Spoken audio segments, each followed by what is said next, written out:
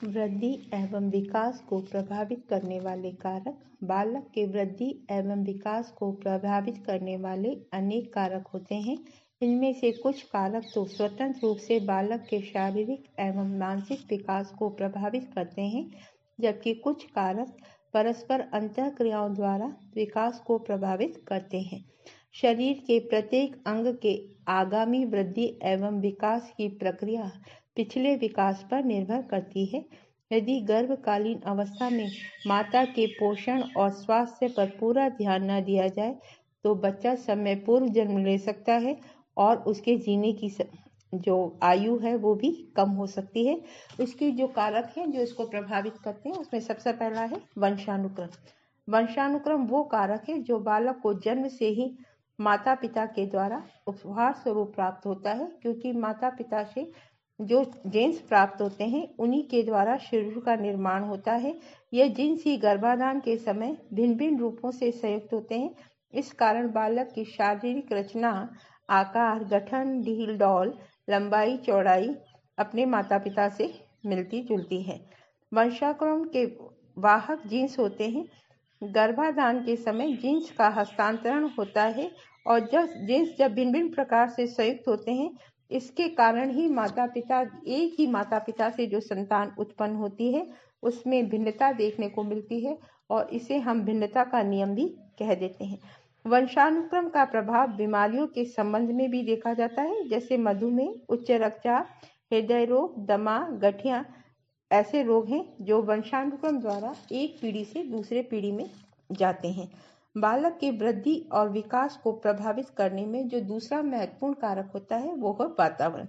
वातावरण के अंतर्गत सभी बाहरी शक्तियां, परिस्थितियां आदि सम्मिलित होती हैं जो बालक के व्यवहार, शारीरिक, मानसिक, मनोवैज्ञानिक, सामाजिक, बौद्धिक, संवेगात्मक विकास को प्रभावित करती हैं। बालक जब जन्म लेता है पूर्णतः असहाय और निर्बल होता है। यदि उसकी उस समय उचित परवरिश न की जाए तो मृत्यु निश्चित होती है। उस समय माता पिता एवं परिवार के सदस्य नवजात शिशु का पालन पोषण करते हैं। शिक्षक बालक की शिक्षा दीक्षा देकर उसे उपयुक्त वातावरण प्रदान करते हैं और उसके व्यक्तित्व को संभालते हैं। कुछ मनोवैज्ञानिकों का ऐसा भी मानना है कि वातावरण द्वारा बालक को आप जैसा बनाना चाहते हैं वैसा नहीं बना सकते, क्योंकि बालक के भीतर जो शक्तियां निहित हैं उन्हें हम एक सीमा तक ही उनमें वृद्धि कर सकते हैं। यदि बालक में ईश्वर से प्राप्त शक्तियां है ही नहीं तो चाहे हम कितना भी उसको वातावरण अच्छा दे दें उसका विकास नहीं हो सकता। जैसे एक बालक जिसका बुद्धि स्तर यदि बालक का बुद्धि स्तर निम्न है तो चाहे आप कितना भी परिश्रम कर लें आप उसे डॉक्टर, इंजीनियर, वैज्ञानिक नहीं बना सकते। अध्ययन से ज्ञात हुआ है कि भले ही बालक में ईश्वरीय शक्तियां कितनी भी अंदर संग्रहित हों, परंतु यदि उसे उचित वातावरण उपलब्ध नहीं कराया जाता तो बालक में सकारात्मक गुणों का विकास हम नहीं कर पाते हैं और इसके विपरीत बालक चोर, गुंडा, लफंगा, भ्रष्ट, पॉकेटमार बन जाता है। पोषण। बालक के विकास में भोजन एवं पोषण का भी बहुत महत्वपूर्ण स्थान है। भोजन के बिना तो जीवन ही संभव नहीं है।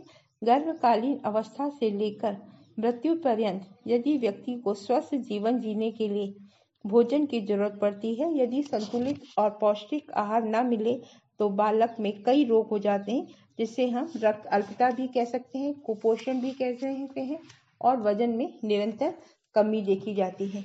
जब बालक ऊपरी आहार का ग्रहण प्रारंभ कर देता तब उसके स्वास्थ्य इस बात पर निर्भर करता है कि उसे किस प्रकार का आहार दिया जा रहा है। यदि आहार पौष्टिक और संतुलित है और उसमें विटामिन, प्रोटीन, खनिज लवण उपस्थित है तब तो उसका विकास अच्छा होता है, अन्यथा वो कुपोषित हो सकता है। रोग और चोट। रोग और चोट का बालक के विकास पर नकारात्मक प्रभाव पड़ता है। गर्भावस्था में यदि माता को गंभीर चोट लगती है अथवा लाइलाज बीमारी हो जाती है तो उसका घातक प्रभाव शिशु के स्वास्थ्य पर भी पड़ता है और वह कभी कभी तो शारीरिक और मानसिक रूप से विकलांग भी हो सकता है। यदि बालक में रोग निरोधक क्षमता कम होती है तो ऐसे बालकों का भी मानसिक विकास अवरुद्ध होता है और बालक क्रोधी, चिड़चिड़े और उग्र स्वभाव के हो जाते हैं। घर का वातावरण। बालक के शारीरिक एवं मानसिक विकास पर घर के वातावरण का बहुत महत्वपूर्ण स्थान है। घर बालक को पहली पाठशाला है और माता पहली शिक्षिका। घर के सदस्य उसके संगी साथी होते हैं। घर पर ही बालक का पालन पोषण होता है, उसकी सभी आवश्यकताओं की पूर्ति होती है। घर वह स्थान है जहाँ बालक को प्रेम, दया, करुणा, सहयोग, सहानुभूति, बलिदान और सकारात्मक गुणों को सीखने का अवसर मिलता है। अर्थात घर का वातावरण सुखद, शांत, स्वच्छ और मनोहारी होना चाहिए। घर में पले बड़े बालक का विकास उत्तम प्रकार से होता है। इसके विपरीत यदि घर का वातावरण तनाव, कलह और आपसी झगड़े से परिपूर्ण है तो बालक का विकास उचित नहीं हो पाता है। विद्यालय वातावरण बालक के वृद्धि एवं विकास में विद्यालय का वातावरण सुखद एवं शांतिपूर्ण होना अनिवार्य है। जब बालक बड़ा हो जाता है तो केवल अपने माता पिता या परिवार के संपर्क में नहीं आता, बल्कि उसका क्षेत्र बहुत व्यापक हो जाता है। 4-5 वर्ष का बालक विद्यालय जाने लगता है और वहाँ पर पढ़ने लिखने के साथ साथ विभिन्न क्षेत्रों में भी सीखने का अवसर मिलता है। सामाजिक गुणों का विकास होता है, उन्हें अपने जीवन में उतारता है और दूसरे बालकों के साथ भी समायोजन करना सीखता है। यदि विद्यालय का वातावरण अच्छा है, शिक्षण की उचित व्यवस्था है, खेलने का मैदान है, योग्य शिक्षक शिक्षिकाएं हैं, तो बालक का सर्वांगीण विकास होता है। यदि विद्यालय तंग गलियों में है, कमरे स्वच्छ और हवादार नहीं है, खेल के मैदान नहीं है, बैठने की समुचित व्यवस्था नहीं है, तो बालक का समुचित विकास नहीं हो पाता। आस पड़ोस का वातावरण यदि घर के विद्यालय के वातावरण का आस पड़ोस का वातावरण सुख और शांत नहीं है, 4-5 वर्ष का बालक पास पड़ोस के बच्चों के साथ खेलना अधिक पसंद करता है। ऐसे जैसे बालक की आयु बढ़ती है, वैसे वैसे वह सप्रेमी समूह से समूह प्रेमी होने लगता है। यदि आस पड़ोस के बच्चे अच्छे संस्कारी एवं शिक्षित हैं, तो बालक में इन गुणों का विकास हो जाता है। अंतःस्रावी ग्रंथियां बालक के स्वास्थ्य में अंतःस्रावी ग्रंथियों का भी महत्वपूर्ण स्थान है। पीयूष ग्रंथि से सोमेटोट्रोपिक हार्मोन का निर्माण होता है, जो शारीरिक वृद्धि के लिए आवश्यक है। यह श्रवण होता है तो थायरस ग्रंथि को भी उत्तेजित करता है। थायराइड ग्रंथि से थायरोक्सिन हार्मोन निकलता है, जो याददाश्त बढ़ाने के लिए आवश्यक है। लिंग भेद यौन भेद की तरह शारीरिक और मानसिक विकास पर लिंग भेद का महत्वपूर्ण प्रभाव पड़ता है। जन्म के समय लड़कियां लड़कों की अपेक्षा कम वजन और कम लंबाई की होती हैं, परंतु बाद की अवस्थाओं में हम देखते हैं लड़कियों की बढ़वार तीव्र गति से होने लगती हैं और वो लड़कों की तुलना में पहले शारीरिक परिपक्वता को प्राप्त कर लेती हैं। शारीरिक विकास की तरह ही बालिकाओं में बालकों की अपेक्षा मानसिक और बौद्धिक विकास भी समय से पूर्व ही हो जाता है। प्रजाति बाल विकास के क्षेत्र में अध्ययनों से यह सिद्ध हो गया है कि बालक किस प्रजाति को बिलोंग करता है, उसके विकास पर उसका भी प्रभाव पड़ता है।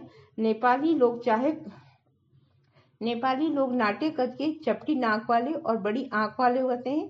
वहीं अंग्रेजी लंबे, खूब गोरे, पूरे बाल और सुंदर होते हैं। इनका शारीरिक गठन, ढील डौल, त्वचा का रंग, बालों का रंग नेपाली लोगों से काफी भिन्न होता है। सांस्कृतिक वातावरण प्रत्येक परिवार, समाज, राष्ट्र की अपनी संस्कृति है, अपने मूल्य हैं, स्तर हैं और दर्शन होते हैं, जिनके अनुसार बालक का पालन पोषण होता है। बालक बड़ा होकर उन्हीं मूल्य एवं संस्कृतियों को अपनाता है और उसकी संस्कृति के जो गुण हैं वो एक पीढ़ी से दूसरी पीढ़ी में हस्तांतरित होते हैं। भारतीय संस्कृति पाश्चात्य संस्कृति से काफी भिन्न है। जहाँ पति पत्नी में न निभ पाने की स्थिति में तलाक होना सामान्य बात है, वहाँ एक महिला कम से कम 5 से 6 शादियां करती है, क्योंकि उनमें इस संबंध पर कोई विशेष महत्व नहीं है। जैसा जिसके साथ अच्छा लगता है वो उसके साथ रहता है और जब मन नहीं करता तो उसे छोड़ दिया जाता है। और जबकि हमारे यहाँ वृद्ध पुरुष चाहे वो कितना भी गरीब बेटा क्यों न हो, अपने माँ बाप को अपने पास रखकर उनकी सेवा करता है, जबकि पाश्चात्य में वृद्धाश्रम में जाना ही पड़ता है।